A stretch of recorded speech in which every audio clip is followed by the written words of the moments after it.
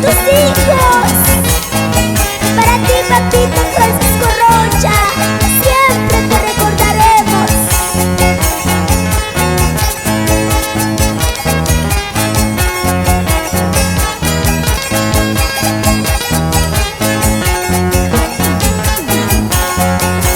¿Dónde estás, papito?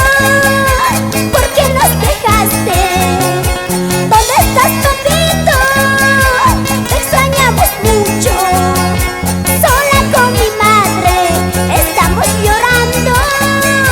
Sola con mi madre estamos sufriendo. ¿Por qué no regresas? Te necesitamos. Toditos tus hijos estamos sufriendo. Así sufrimos mucho, lloramos.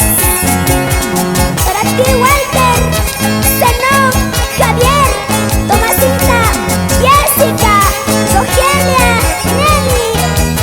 Así les saluda Emily Rocha. No lloren, hermanitos.